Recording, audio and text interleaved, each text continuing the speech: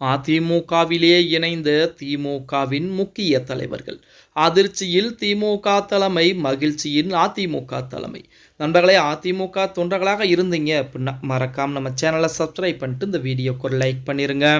அனைத்திந்திய அண்ணா திராவிட முன்னேற்ற கழகத்தை பொறுத்த வரைக்கும் நம்ம அனைவருக்கும் தெரியும், 2026 சட்டமன்ற தேர்தலிலே மாபெரும் ஒரு வெற்றியை பதிவு செய்வதற்கு அதிமுக இருக்கக்கூடிய வேட்பாளர்களாகட்டும், அதிமுக தொண்டர்களாகட்டும், அதிமுக தலைவர்களாகட்டும் அனைவருமே வேலைப்பாடுகளை மிக தீவிரமாக பார்த்துக்கிட்டு இருக்காங்க. இந்த பிரச்சாரங்கள் எல்லாம் ஒரு புறம் போய்கொண்டிருந்தாலுமே மறுபுறத்திலே அதிமுகவை தேடி தினம் தினம் மாற்றுக் கட்சிகளுடைய தொண்டர்கள் இணைந்து கொண்டுதான் இருக்கிறாங்க. அதுலேயும் குறிப்பாக நேற்று தினம் ஒரு 500க்கும் மேற்பட்ட திமுகவை சேர்ந்த நிர்வாகிகள் நேரடியாக அதிமுகவில் இணைந்தார்கள் அப்படிங்கிற தகவல் நம்ம அனைவருக்குமே தெரியும்.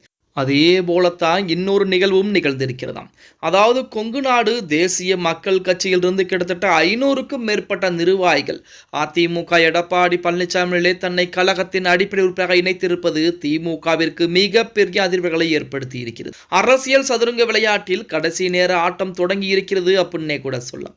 தேர்தலில் போட்டியிட சீட் கிடைக்காமல் அதிருப்தியில் இருக்கும் மாற்றுக் கட்சியினரை தங்கள் கட்சியில் இணைக்க எல்லா அரசியல் கட்சிகளும் தீவிரமாக களம் இறங்கிக் கொண்டிருக்கிறது. அந்த வகையில் கொங்கு நாடு மக்கள் தேசிய கட்சியைச் சேர்ந்த கொள்கை பரப்பு செயலர் அசோகன் தர்மபுரி, கிருஷ்ணகிரி மாவட்டத்தைச் சேர்ந்த தனது ஆதரவாளர்கள் முன்னிலையில் கிட்டத்தட்ட 500க்கும் மேற்பட்ட ஆதரவாளர்களை நேரடியாக எடப்பாடி பழனிசாமியிடம் கூட்டி வந்து தன்னை அதிமுகவிலையும் தன்னுடைய ஆதரவாளர்களையும் அதிமுகவிலே கழக அடிப்படை உறுப்பினராக இணைத்திருக்கிறார் அப்படிங்கிற செய்திகள் தற்சமயம் வெளியாகி இருக்கிறது.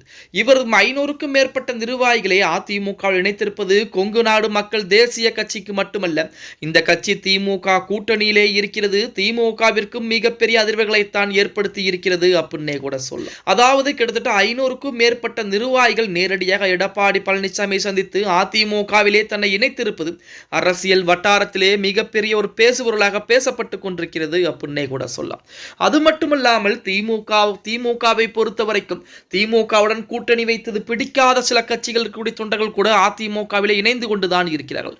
அப்படித்தான் நேற்று தினம் நமது விஜயகாந்த் கட்சி தேமுதிகவிலே மிக மிக முக்கியமான ஒரு நபராக அறியப்பட்ட மொட்டை ராஜேந்திரன் அவர்கள் கூட பார்த்தீங்கன்னா, நேரடி மீசை ராஜேந்திரன் அவர்கள் கூட பார்த்தீங்க அப்படின்னா அதிமுகவுடைய பொதுச் செயலாளர் முன்னிலையிலே தன்னை கழகத்தின் அடிப்படை உறுப்பினராக இணைத்துக் கொண்டார் அப்படிங்கிற செய்திகள் அவங்க அனைவருக்கும் தெரிஞ்சிருக்கும். இப்படித்தான் நாளுக்கு நாள் அதிமுகவுடைய தொண்டர்கள் எண்ணிக்கை என்பது அதிகரித்துக் கொண்டே இருக்கிறது.